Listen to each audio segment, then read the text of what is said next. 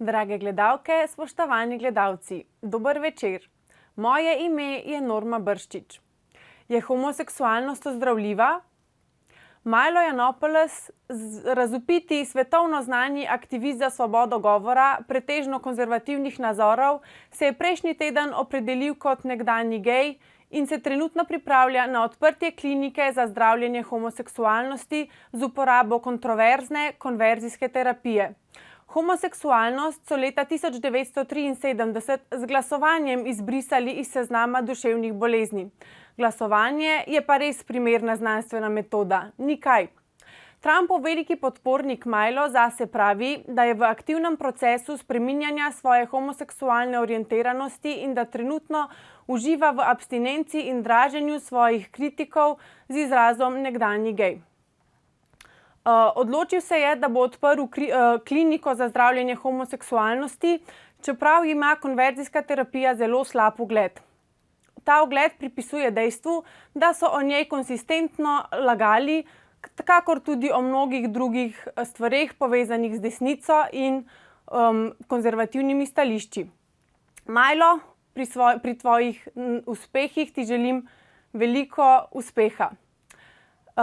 Danes pa je z nami posebni gost, notranji minister Aleš Hojs, s katerim bova govorila o stanju na ministrstvu, južni meji in azilni zakonodaji. Gospod minister, dobrodošli. Dober večer vsem skupaj. Za začetek, kakšno je stanje na notranjem ministrstvu in kaj se dogaja s policijo po enem letu vašega ministrovanja? No, jaz mislim, da je stanje na ministrstvu precej drugačno, kot ga želijo predstaviti nekateri. Menim, da v glavnem vsi močno in trdno in veliko delamo. Ravno tako je zadeva v polni aktivnosti na policiji. Naredili smo kar nekaj sprememb. Moram reči, da smo po spremembah, ki so bolj organizacijske narave. Z novim letom smo sprejeli tudi novo sistematizacijo oziroma organizacijsko shemo policije. Nekatere stvari vrnili na tiste range ali pa na tiste temelje, kot so nekoč bili. Po drugi strani ne smemo pozabiti na stavko policistov, ki je v tem trenutku v zamrznitvi oziroma je zamrznjena. Mislim, da smo se relativno dovolj zgodaj in dovolj hitro dogovorili, kakšne so tiste osnove, na katerih bomo pripravili sporazum, dokončni sporazum o tem, kako bo in na kakšen način bo policija vezana na njihove dohodke izvajala svoje dejavnosti naprej. Zato moram reči, da so tukaj stvari nekako, če rečem bolj po domače, precej pod kontrolo. Na samem ministrstvu pa intenzivno pripravljamo novo zakonodajo. Kot veste, imamo eno ravno kar v proceduri, o kateri bova odgovorila do danes. Pred nami pa je vložitev nove zakonodaje vezane na Zakon o organiziranosti in delu policije, Zakon o nadzoru na državne meje in pa novelacija zakona o javnem redu in miru. Torej, kar precej intenzivno delo. Super, pohvalno. Hvalevredna je tudi posebej transparentnost vašega ministrstva, objava zaposlenih na ministrstvu z imeni, priimki in višinami plač. Pokazali ste, da so plače vse prej kot majhne, pa vendar bi policijski sindikat še vseeno rad stavkal in rušil vlado, pri čemer skoraj 100 zaposlenih prejema plačo višjo od vaše. Ogledala sem si seznam in moram reči, da se mi dobrih 9.000 evrov bruto plače ne zdijo majhne. Prvak je Igor Razpotnik, vodja preiskave na generalni policijski upravi s kar 9.600 evrov bruto plače, kar je še za 30% višja od vaše. Se vam zdijo zahteve policijskega sindikata upravičene? No, moram reči, da sam nikoli ne želim nekako primerjati ali pa se bolj držim tistega reka, če je v mojem okrožniku dovolj, ne vem, zakaj bi gledal tujega. Torej, sam ne bi a priori rekel, da so nekatere plače previsoke. Če nekdo zasluži tako veliko plačo in je res upravičen ljudje, naj jo dobi. Nikoli nisem bil eden tistih, ki so iz neke fovšljivosti ali pa zaradi lastne zagrenjenosti odrekali dober zaslužek drugemu. Dejstvo je sicer, da se v teh plačah, tako kot v decembrskih, skriva tudi dodatek za COVID. Ta dodatek je v policiji relativno velik, pa ne zaradi tega, ker bi bili do tega neupravičeni, ampak zaradi tega, ker so tako kot tisti v zdravstvenih domovih, v bolnicah, vendarle policisti v prvih bojnih črtah, vezanih z bojem proti tej epidemiji. Je pa seveda res, da pri vsem tem, tudi če te dodatke odštejete, sam ocenjujem, da ni prav velikega ali pa da ni prav velike upravičenosti za to, da bi policisti stavkali. Mi smo ravno v ta namen tudi pri objavi februarskih plač pripravili tudi eno precej temeljito analizo, najdete jo na naši spletni strani, kjer boste lahko videli, kako so se plače policistov, torej tistega najbolj večinskega dela policistov, 5. in 6. stopnje policistov, tekom 8-9 let dvigovale. In lahko boste ugotovili, da pravzaprav ni sistema v tej državi, kjer bi se plače kateregakoli od sistemov dvignile procentualno za toliko, kot so se policistov. Očitno je ta način dela policistov ali pa njihov sindikata pravzaprav dobro znani in z temi na nek način pogojevanji, morda kdaj tudi izsiljevanji, predvsem pa za kar nekaj stavkami, ne pozabimo, da je kar nekaj stavkov v preteklosti stavk že bilo, so bili pač policisti tako uspešni, da so si lahko tako visoke ali pa primerne plače v preteklosti izborili. Ste pričakovali, da bo vašemu razkritju plač na MNZ sledila tudi druga razkritja na ministrstvih, mogoče ali pa v UKC-ju, na RTV Slovenija, Slovenski tiskovni agenciji in drugod? Davkoplačevalci imamo namreč pravico vedeti, kam gre naš denar. No, če govorim povsem odkrito, moram reči, da ko sem prišel na ministrstvo, to je bilo tam nekje marca, aprila lansko leto, sem bil najprej šokiran nad tem, ko so mi povedali, da je pravzaprav možno razkriti vsakršno plačo na policiji, torej ne samo v policiji, pa v javni upravi. Sam sem bil nekako, kljub temu, da sem v vladi nekoč bil prepričan, da je to razkritje možno zgolj za funkcionarje, torej da so naše plače javne, za Janeza Novaka, ki dela pa konkretno recimo na Ministrstvu za pravosodje, ali pa Janeza Novaka, ki dela na Ministrstvu za notranje zadeve, pa sem bil prepričan, da to ni mogoče. Zato sem bil najprej izjemno presenečen nad tem dejstvom, da je pravzaprav da so ta razkritja mogoča, da so zakonita. In glede na to sem seveda potem, ko smo se začeli bolj intenzivno pogovarjati z sindikati in ko so pravzaprav začeli nekako groziti s to stavko, povedal, da bom v tem primeru pač prisiljen objaviti njihove plače, glede na to, da je prav, da če stavkajo zaradi denarja, če stavkajo zaradi svojih plač, se mi zdi prav, da ljudje vidijo, koliko zaslužijo. Ne? Če bi stavkali recimo zaradi ne vem, tega, da ne bi imeli osebnih vozil ali pa da ne bi imeli zaščitne opreme, bi bilo prav verjetno, da bi na televiziji ali pa na naših spletnih straneh kazali, v kako slabih opremi recimo deluje policija ali pa kako slabih avtih se vozi. Če pa stavkajo zaradi tega, ker pravijo, da imajo nizke plače, je prav, da slovenska javnost vidi, kakšne te plače so. Zdaj, glede razkritja drugih, moram reči, da sem presenečen, glede na to, da sem slišal, da nekateri ne želijo razkriti teh plač. Ravno danes smo se pogovarjali o tem na odboru za notranje zadeve, torej na vladnem odboru, kjer se izpostavila problematika, da sodniki komplicirajo z njihovo javno objavo plač. Torej tudi sodniki in vsi tisti, ki v javnem sektorju delajo, so pač podvrženi enaki zakonodaji. Zato ne vem, kako je pravzaprav sploh mogoče, da se nekdo upira temu razkritju. Tako kot ste povedala sama, da davkoplačevalci so upravičeni. Kaj pa so njihovi argumenti?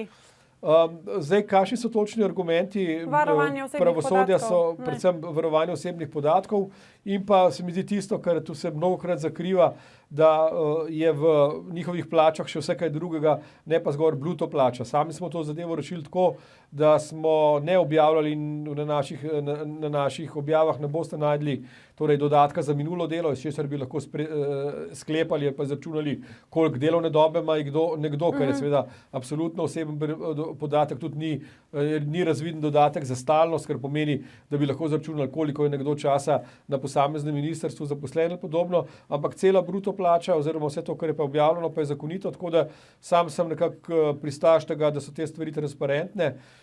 Ne nazadnje, pogledajte, če boste malo pobrskali po spletnih straneh, sam sem v tistem mesecu, oziroma v tistih tednih, preden smo to objavili, brskal kar precej po spletnih straneh in z relativno malo klikov prišel recimo do seznama, točnega seznama, koliko recimo letno do dolarja natančno zaslužijo v ne vem, čikaški policiji ali pa v newyorški policiji. Torej, stvari so precej ali pa precej bolj transparentne, kot bi nekateri želeli, da so pri nas. Ministrstvo za notranje zadeve je objavilo, da ste se udeležili virtualnega zasedanja Sveta ministrov Evropske unije. Na dnevnem redu je bila tudi krepitev sodelovanja pri vračanju migrantov in sodelovanje s Severno Afriko. Kakšni so rezultati zasedanja?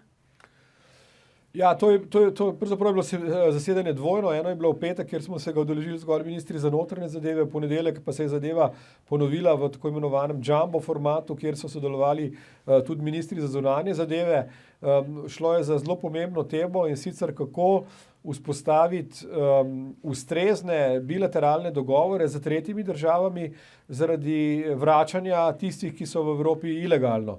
Torej, nesporno dejstvo je, za številkami je postregla komisarka Johanssonova, ki je prezentirala podatek, ki je bil za mene pravzaprav kar precej šokanten.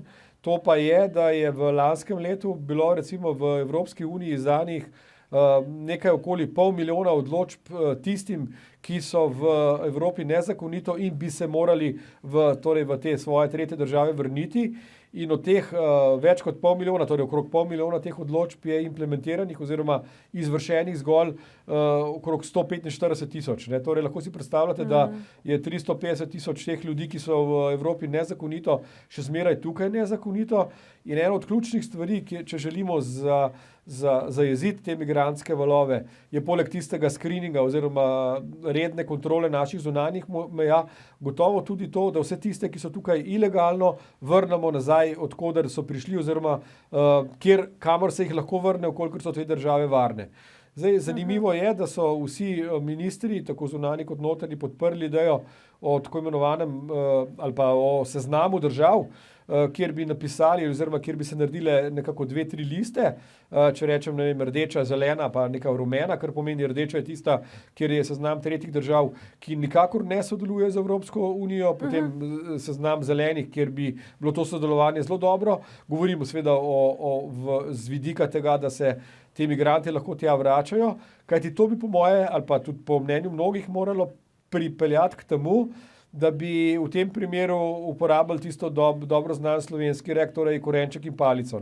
Torej, ne moreš biti samo deležnik nekih pridobiti Evropske unije, ampak moraš z Evropsko unijo sodelovati tudi v tem smislu, da svoje državljane, ki so nezakonito pri nas in ki se morajo k tebi nazaj vrniti, tudi sprejmeš. Mi smo imeli, recimo konkretno, sam sem tudi imel nekaj razgovorov, konkretno recimo veleposlanikom Iraka, ki je jasno povedal, da oni vseh svojih državljanov ne sprejemajo nazaj, češ da če državljan noče se vrniti v njihovo deželo, ga pač ne vzamejo, kar je v bistvu popoln nonsens. Po drugi strani pa želi ravno Evropska unija za temi državami vzpostavljati neke bilateralne dogovore, kjer bi jih oplemenitili z dodatnimi fondi, to pravi, da bi lahko investirali minister, podobno. moram vas prekiniti, čas je za oglase, vendar gledalci ne ostajajte, nadaljujeva po kratki pauzi.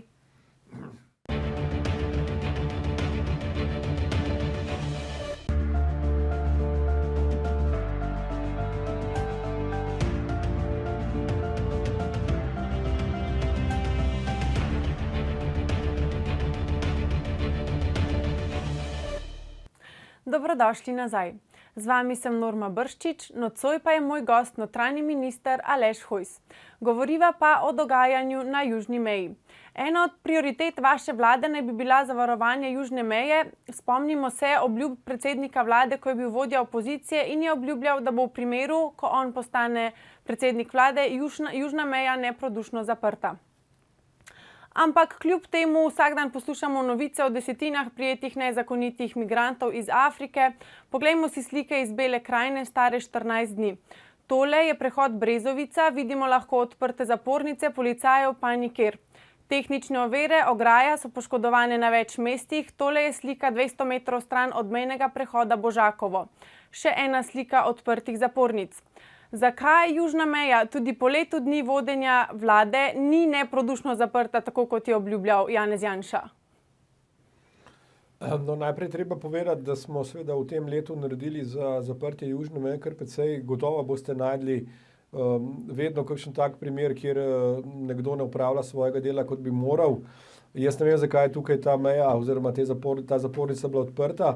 Za to drugo pa gotovo lahko rečem, ker sem sam osebno pred meseci preverjal, kako stvari potekajo na terenu, da je nažalost v teh odprtih zapornicah ne tisti prvi, tista prva je gotovo, bi rekel, napaka ali pa feler policije, medtem ko ta druga, ki ste jo pa pokazali na tej poljski poti, je pa nesporno dejstvo, da je nekdo pač od dvolastnikov oziroma tisti, ki ta ključ imajo, pustil to zapornico odprto.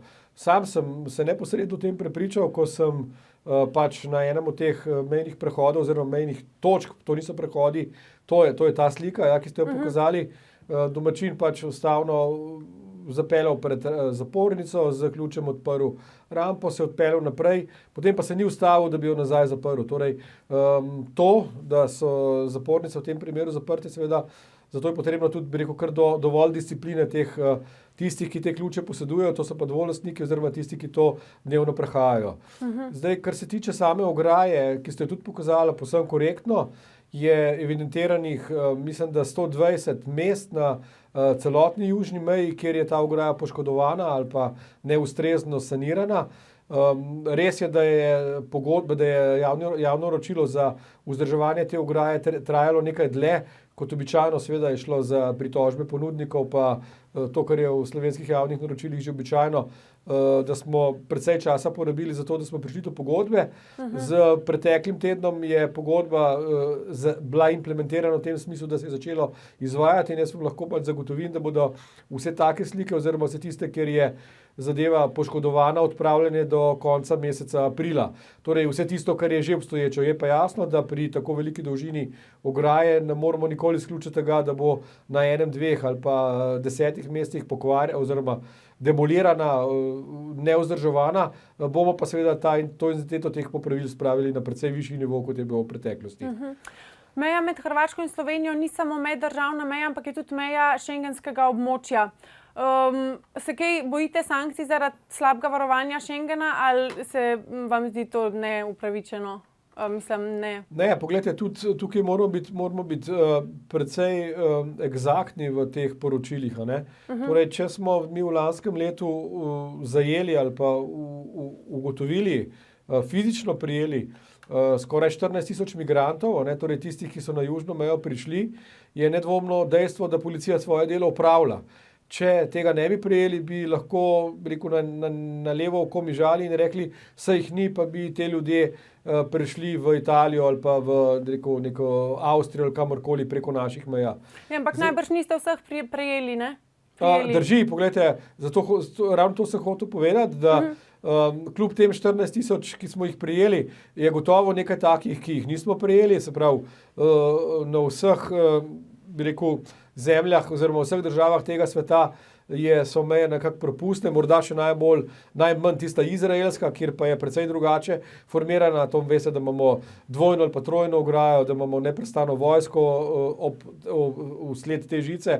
Ampak hotel sem povedati, da se je pa ta način ilegalnih migracij v zadnjih mesecih ali pa v zadnjem letu izrazito spremenil. Naša policija ugotavlja, da je precej več tihotapcev, kot veste, jih kar precej sedi v zaporu.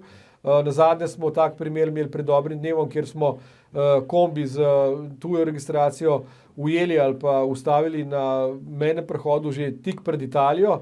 Tam noter je bilo skritih, mislim, da 12 ilegalnih migrantov, torej oblike ilegalnega transporta oziroma tihotapljenja ljudi, teh kaznivih dejanj so se precej predrugačile. Tisti, ki jih ujamemo na južni meji, pa so v veliki meri pretežno tisti, ki ne želijo azila, torej tisti, ki ne želijo imeti statusa begunca, ampak ki jasno povedo in se raje vrnejo tudi 5-krat, 6-krat in probajo preko naše meje priti v Italijo, bodisi na sever, torej v Avstrijo, Nemčijo, ker ne želijo azila, torej statusa begunca v Sloveniji, ampak želijo priti v bolj razvite države, torej v Nemčijo, Italijo, Francijo in tam v bistvu ne delati kot begunci, ampak kot delovni migranti. Kako boste ob očitni kadrovski podhranjenosti policije in omejeni možnosti sodelovanja s Slovensko vojsko zavarovali šengensko mejo? Torej, jaz sem bil močno razočaran, ker so naše stranke Levice dvakrat zblokirale napotitev Slovenske vojske na našo južno šengensko mejo. Nekako smo potem koncipirali stvari s tremi ključnimi elementi, ki jih bomo v tem letu implementirani. Ena je nadaljevanje postavitve ograje, torej sam osebno se zavzemam za to, da ne glede na to, da je Hrvaška tik pred vstopom v Schengen, kar pomeni, da bomo nekoč to šengensko mejo prestavili na bosansko in srbsko stran, je potrebno slovensko mejo ustrezno zavarovati. Nihče nam ne garantira, da tudi potem, ko bo Hrvaška v Schengenu, ne nazadnje, če bi Hrvaška že zdaj bolj temeljito izvajala svojo kontrolo ali pa nekako zavarovala te svoje meje, se ne bi moglo dogajati, da imamo 14.000 ilegalcev na naši meji. Torej, fizična postavitev ograje se bo nadaljevala. Ravno v tem trenutku je v teku razpis za novih 60 km te ograje. Druga pomembna stvar, ki jo bomo implementirali in je ravno tako pred testnim zagonom, je postavitev ne zgolj fizične ograje, ampak tako imenovanih optičnih vlaken, ki bodo zakopani v zemljo in na podlagi katerih bomo preko signalov lahko registrirali prehode, torej nažalost tudi prihode živali, ampak prihode vseh tistih, ki bodo tukaj čez šli. To bomo podkrepili z dodatnimi videokamerami oziroma z snemanjem, kar pomeni, da bomo lahko na nadzornih mestih locirali, ali prehaja to mejo človek ali prehaja žival, kar pomeni, da bomo imeli direkten in neposreden kontakt za hitro napotitev tistih naših enot, ki bi lahko te ilegalce prevzeli. Tretja, ne najbolj popularna stvar, ki bo gotovo zopet završala v našem prostoru, je pa to, da smo tik pred dokončnimi dogovori z nekaterimi državami, ne bom jih še razkrival poimensko, ki bodo na našo južno mejo napotile svoje policiste. Torej, glede na to, da so slovenske politične stranke levice bile proti temu, da bojo tam patrulirali slovenski vojaki, bodo verjetno sedaj pod narekovaji, seveda govorimo, bolj zadovoljni, ko bodo tam tuji policisti. Sam seveda nisem imel tega namena, ampak glede na to, da smo dejansko kadrovsko podhranjeni, je pač potrebno zagotoviti dodatno moč v enotah, človeških enotah.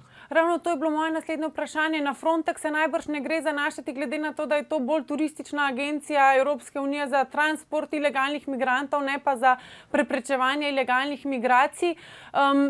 So potem dogovori z našimi sosednjimi državami Italije, Avstrije, Madžarske za skupno sodelovanje pri branjenju naše južne meje obrodili kakšne sadove? No, tukaj vas pa moram popraviti. Torej, Frontex po moji oceni v tem trenutku posebej na grško-turški meji in pa na tistemu torej vzhodno-južnemu boku Evropske unije dela dobro. Brez Frontexa bi tudi Grki bili v precej hudih težavah. Zdaj, da smo pa čisto jasni glede na evropsko legislaturo, pa napotitev Frontexa v Slovenijo tako ni mogoča.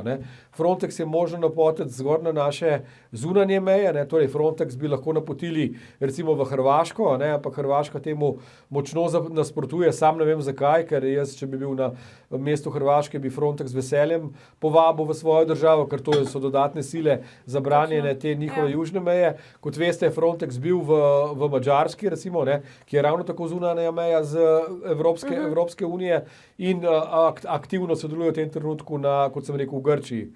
Zdaj, to, kaj bomo naredili skupaj z Hrvaško, se dogovarjamo. Sam Hrvaške ne bi vključeval v te mejne patrulje v tem trenutku, glede na to, da ocenjujem, da ima Hrvaška dovolj dela na svojih južnih mejah in se mi zdi nekako nerazumno ali pa nelogično, da bi zdaj rekel, ne morete povsem dobro zavrati vaše južne meje, boste pa še pri svoji severni, torej na naši južni meji pomagali, medtem ko pa se z Madžarsko, z Avstrijo in z Italijo, pa tudi z drugimi smo v zaključnih razgovorih, vse naše sosede ne bodo prispevale svojih sil, ker konkretno recimo Avstrija pač ima tudi dovolj svojih lastnih notranjih težav, posebej po tistih, se spomnite, terorističnih napadih, zato ima tudi precej omejeno to človeško moč v policiji. Bodo pa tudi nekatere druge države, ki niso naše obmejne države, torej članice Evropske unije, ki so pripravljene participirati svojo fizično silo oziroma njihove policiste za nadzor naše južne meje. Super. Marsikateremu Slovencu se je najbrž zdelo za malo, da v sosednjo občino ni smel iti obiskat svojih staršev zaradi koronavirusa, medtem ko so stotine migrantov prehajale ne le občinskih, ampak celo državne meje. Marsikomu je izgledalo, da morda pri predsedniku vlade nimate dovoljšne podpore za uresničevanje njegove obljube. V čem je bil problem? No, mislim, da predsednik vlade mi absolutno to podporo pri zavarovanju te naše južne meje absolutno daje. Mislim, ne samo meni, tudi vsem tistim resorjem, ki so nekako ali pa bi morali biti zadolženi za to, ne nazadnje, če se spomnite, tudi Ministrstvo za obrambo, ki ga vodi kolega Matej Tonin, pa je iz druge stranke nudil polno podporo ali pa možno polno podporo pri napotitvi vojske. Zdaj, kar se tiče prehajanja meja, moram tudi tukaj, oziroma govorim o občinskih meja, seveda, moram tukaj tudi malo demantirati te navedbe. To je izrazila tudi, mislim, da je bila to poslanka Violeta Tomić, češ, da ni mogla obiskati svoje mame, ki je bila bolana, torej ker so bile omejitve prehajanja gibanj, to, da očitno se tudi ona ni povsem natančno prebrala naših odlokov. Torej to prehajanje za oskrbo družinskih članov ali pa za obiske pomoči potrebnim osebam je zmeraj bilo dovoljeno. Torej te izjeme nikoli nismo črtali, kar pomeni, da takih omejitev, tako strogih omejitev v Sloveniji nikoli ni bilo. Seveda pa migrante so pa drug tip, bi rekel, migracij. Pri njih je pravzaprav nesmiselno si postavljati vprašanje, kako lahko prestopajo občinsko mejo, če vemo, da prestopajo državne meje, ne? Torej prišli so ilegalno v Hrvaško preko bosansko-hrvaške meje ali pa srbsko-hrvaške meje, prišli so ilegalno do nas in verjetno nekateri tudi ilegalno v Italijo. Tiste, ki smo ustavili, smo seveda bodi si vrnili na podlagi bilateralnih sporazumov, bodi si procesirali ker so želeli imeti status begunca.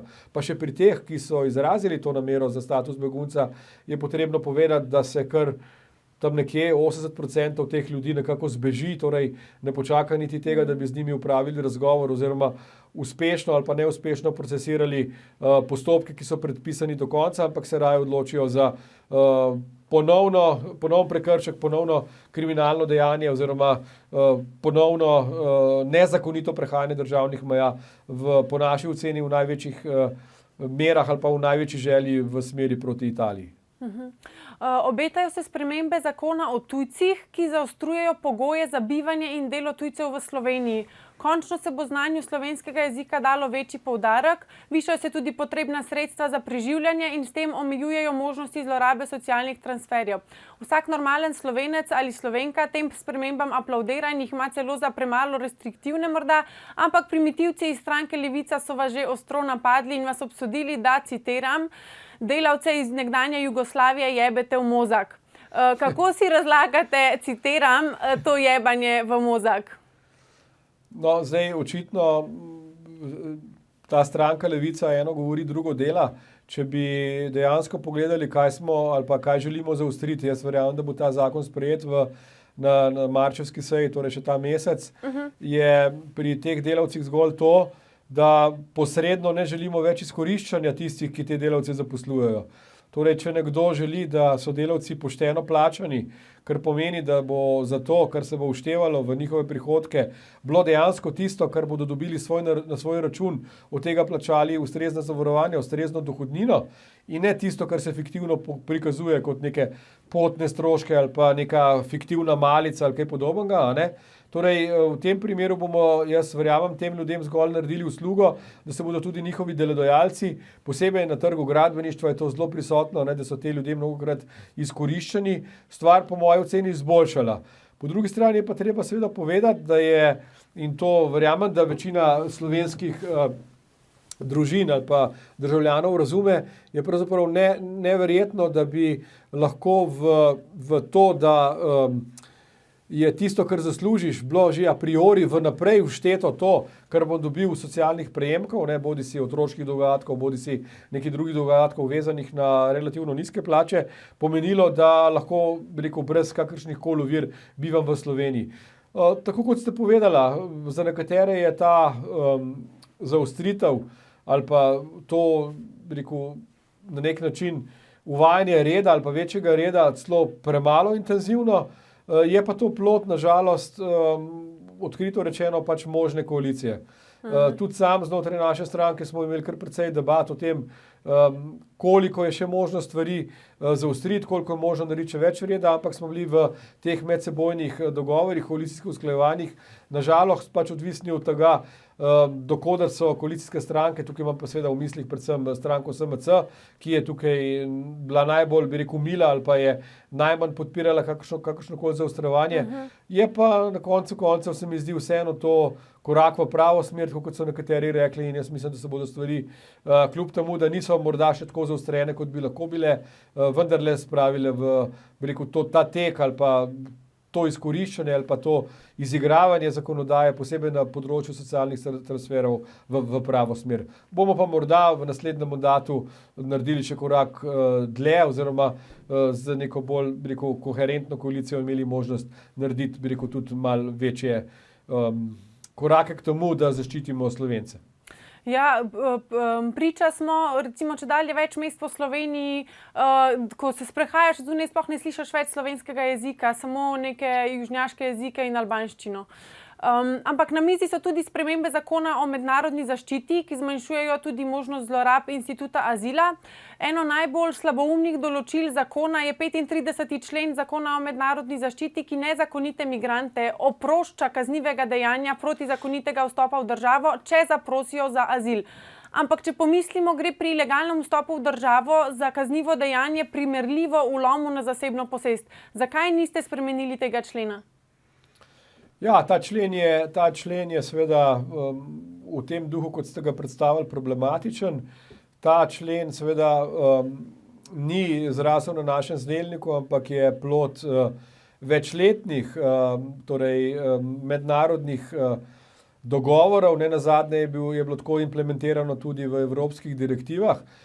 Mi se moramo spomniti, da seveda gre v teh členih, ki so posledica tistih členov, ki so se izvajali med drugo svetovno vojno pa po drugi svetovni vojni, vendarle zato, da se je v tistih letih želelo iti naproti tistim, ki so dejansko bili begunci, ne. Torej, če je nekdo bežal pred fašizmom, pa če je nekdo bežal pred nacizmom, pa je ob tem prestopil ilegalno državno mejo, bi takrat v tistih obdobjih težko govorili, da gre za kaznivo dejanje, ne, ker si je pač reševal življenje ali pa reševal življenje svoje družine. To je seveda, bi rekel, ta zakonodaja posledica vseh teh predhodnih zakonodaj na evropskih tleh, kar seveda pomeni, da bo prej ali slej potrebno narediti neko redefinicijo vseh tistih zakonskih določb, ki so se v teh letih vendarle izkazali za pomanjkljive.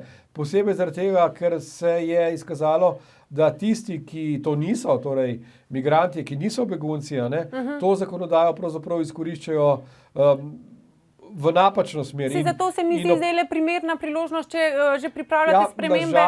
Nažalost se ta člen ni dal napisati tako, kot ste vi, ali pa kot ste nekako mnogi, ali pa kot so nekateri predlagali, kajti v tem primeru bi šli povsem izven okvirov evropskih direktiv in ta zadeva bi gotovo padla na ustavnem sodišču. Okay. Nezakoniti migranti predstavljajo veliko varnostno tveganje in tudi ogromno javnofinančno breme. Po podatkih Računskega sodišča za leto 2016 je bil strošek 1963 evrov mesečno za enega nezakonitega migranta, kar je kar 3-kratnik povprečne slovenske starostne pokojnine. To je bilo pred 5 leti.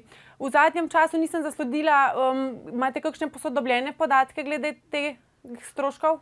Ne, te stroški so, če vzamemo to metodologijo Računskega sodišča, ki jo je takrat pripravila, kvečemo še kaj večji, glede na to, da seveda imamo tako kot posod rast stroškov tudi na tem področju. Je pa res, to pa je pač potrebno povedati, da smo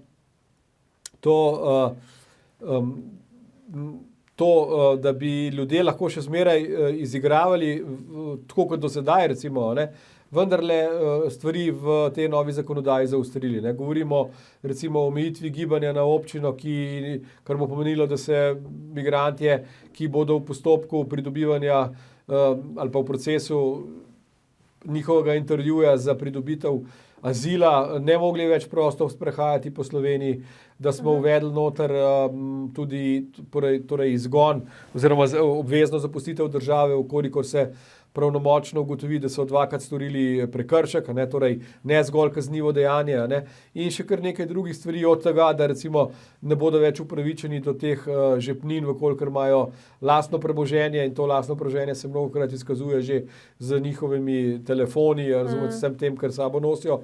Tako da mislim, da bomo vseeno stvari zaostrili, in ne nazadnje. Tudi to je dejstvo, da je kar precej znano, da v Sloveniji ni azilnega šopinga, kar pomeni, da se ni enostavno prebiti skozi proceduro, ki jo v Sloveniji imamo zato, da si upravičen do azila, in se mi zdi tako prav. Ker po drugi strani pa ne smemo biti brezčutni, ne smemo biti, ne ljudje. Konec koncev smo se Slovenci že mnogokrat izkazali s tem, da smo dejansko pomagali beguncem, torej tistim, ki so pomoči potrebni. Spomnite se tiste jugoslovanske morije na tleh bivše Jugoslavije, kjer smo vzeli 300,000 beguncev, torej žena, otrok, tistih, ki so pomoči bili potrebne, in mislim, da je prav, da tudi v tem primeru, vkolikor so ljudje dejansko begunci oziroma pomoči, kolikor bežijo pred vojno, kakorkoli pa so pomoči potrebni, posebej, če so to žene ali pa otroci, takim ljudem pomagamo. Upoštevaje stroške se zdi, da bi bila investicija v res neprodušno varovanje meje izjemno dobičkonosna, tako v varnostnem, kot tudi javno-finančnem smislu. Vsak migrant, ki mu preprečite parazitiranje na račun slovenskih davkoplačevalcev, pomeni 25,000 evrov letnega prihranka. Zakaj nihče ne izpostavlja ekonomskega vidika? Imamo kar 4,2 milijardni proračunski primanjkljaj. No, dejstvo je, da seveda ne moramo množiti tako, kot se zdaj pomnožila, število migrantov krat 25,000 evrov, ker drugače bi imeli take zneske, o katerih lahko samo sanjamo. Ne morem pristati na to tezo, da je postavitev popolne ograje na naši južni meji lahko, ali pa bi rekel neprodušne ograje na naši južni meji, edina rešitev. Ne nazadnje sem večkrat sam poudaril, da bi tisti, ki res želijo azil, ne bilo potrebno, da plezajo preko ograje ali pa hodijo čez Kolpo. Naša vrata so v tem smislu odprta, lahko pride kdorkoli, ki želi azil, na mejni blok, torej na mejno kontrolno točko, in tam zaprosi azil. Zato še enkrat poudarjam, da vsi tisti, ki nekako vstopajo v Slovenijo, v veliki meri, v veliki večini, torej od vseh tistih 11,000, ki smo jih vrnili Hrvaški, pa do vseh tistih 80%, ki ne počakajo do konca postopka za preverjanje njihove upravičenosti za azil, pravzaprav nimajo želje, da ostanejo tukaj, nimajo želje po azilu, ampak želijo zgolj prečkati Slovenijo. Zato je pač v bistvu ta problematika precej bolj širša kot zgolj to, da rečemo v tem smislu možno ali pa ne možno zapreti južno mejo, ali pa to nastane 1900 ali pa to nas nastane 1900 evrov. Problematika je precej širša.